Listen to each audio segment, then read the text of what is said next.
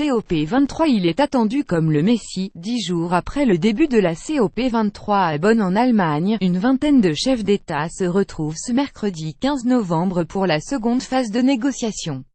Et Emmanuel Macron concentre toutes les attentions. Il faut dire que le président de la République a plusieurs fois marqué les esprits sur la question climatique, en grande partie grâce à l'aide involontaire de Donald Trump. Les positions climato-sceptiques du président américain ont donné toute latitude à son homologue français pour ses rigueurs en défenseur du climat, notamment avec son Make Our Planet Great Again, d'ailleurs repris par Arnold Schwarzenegger. Plus récemment, à la tribune de l'ONU au mois de septembre, Emmanuel Macron a répondu point par point au discours de Donald Trump, sans jamais le nommer pour autant. Il y a effectivement cette attente internationale très forte parce que depuis son arrivée au pouvoir, Emmanuel Macron veut se mettre dans une posture de leadership au niveau international, explique Lucile Dufour de Réseau Action Climat au HuffPost. Elle souligne de plus le nombre réduit de chefs d'État attendus à Bonn, une petite vingtaine, mais aussi la place de gardien de l'accord de Paris prise par la France depuis 2015. Avec l'arrivée des chefs d'État ce mercredi, la COP23 entre enfin dans une phase décisive. Dans la première semaine, on est beaucoup dans les jeux de posture. La seconde semaine est plus politique, et elle est décisive pour que les pays développent des positions constructives pour la suite. Le dirigeant français doit s'exprimer après la chancelière allemande Angela Merkel, dont le discours est également très attendu. Après la COP21, le lent déclin en décembre 2015, la COP21 s'achevait dans l'euphorie. Après d'interminables discussions, 180 pays signaient l'accord de Paris, perçu comme un tournant historique dans la lutte contre le réchauffement climatique. La COP23 connaîtra-t-elle le même succès? Son enjeu est en tout cas aussi crucial que celui qui se jouait il y a 2 ans. Les États doivent mettre sur pied le manuel d'application de l'accord de Paris, avec en ligne de mire l'objectif de 2 degrés maximum du réchauffement. Des financements promis par les États pour lutter contre le réchauffement climatique, ainsi que la transparence des actions mises en place et leur bilan sont également sur le tapis, dans le but de faire évoluer la situation en fonction des derniers constats scientifiques sur l'état de notre planète.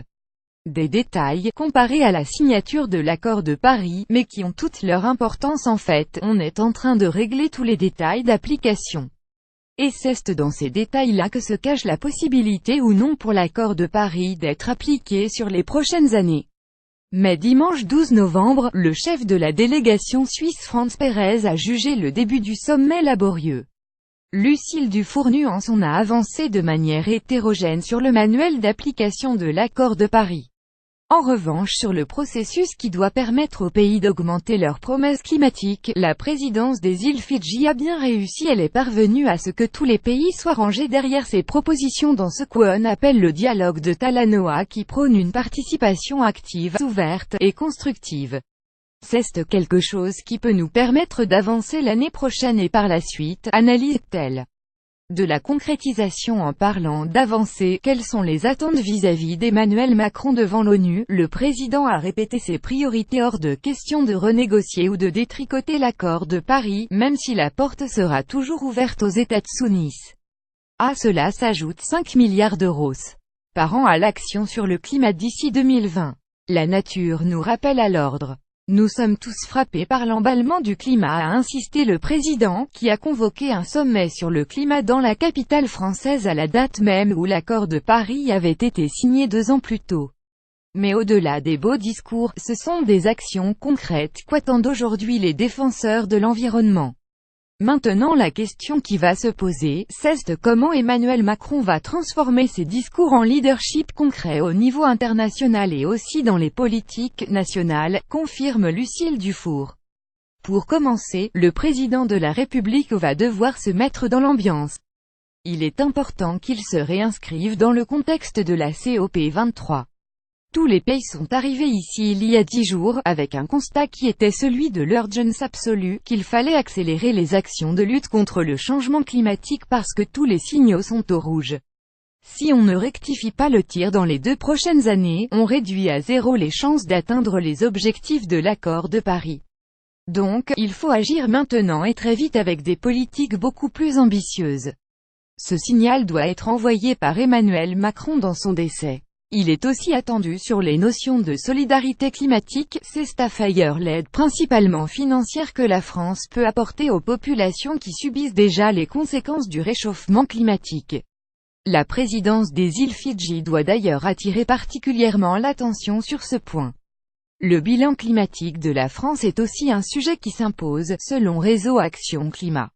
C'est quelque chose que l'on attend, parce que l'accord de Paris, ce n'est pas seulement ce dont on discute ici ou à l'ONU. C'est aussi la manière dont on l'applique à l'échelle nationale. Là-dessus, la France, au même titre que tous les pays, doit rendre des comptes. Ce que l'on voit depuis le début du quinquennat en France, c'est qu'on nous donne de grands objectifs avec certaines ambitions, comme par exemple atteindre la neutralité carbone en gaz à effet de serre d'ici à 2050. Mais la question reste la même: comment fait-on dès maintenant pour mettre en place des politiques de court terme qui vont nous permettre d'atteindre des objectifs de très long terme, interroge Lucile Dufour. Inutile de dire qu'en la matière, la dernière annonce de Nicolas Hulot sur le nucléaire n'est pas un très bon signal. Pour autant, rien ne garantit que le discours du président français, tout comme celui de son homologue allemande, ne suffiront pour faire aboutir les discussions de façon à satisfaire les militants les plus engagés. Mais pour Lucile Dufour, il ne s'agit pas tant d'une démonstration de force que d'un exemple à donner. Au niveau climatique, le pouvoir n'appartient pas seulement à la France. En revanche, montrer qu'on est prêt à être exemplaire, à montrer la voie et aussi à appliquer de manière ambitieuse l'accord de Paris, oui, ça peut faire boule de neige.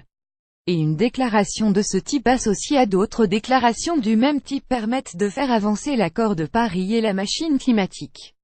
Encore faut-il que les ambitions du président français soient compatibles avec la réalité, difficulté illustrée récemment avec le report du calendrier de réduction de la part du nucléaire, incompatible selon le gouvernement mais aussi certains experts avec une baisse du CO2. Lire aussi: la Syrie veut rejoindre l'accord de Paris. Devinez qui va se retrouver tout seul 2000 invités au prochain sommet climat à Paris, mais pas de Trump pour l'instant. Blog pour lutter contre le changement climatique. Chaque Français peut agir au quotidien pour suivre les dernières actualités en direct sur le HuffPost. Cliquez ici tous les matins, recevez gratuitement la newsletter du HuffPost. Retrouvez-nous sur notre page Facebook. À voir également sur le HuffPost. Envoyez une correction.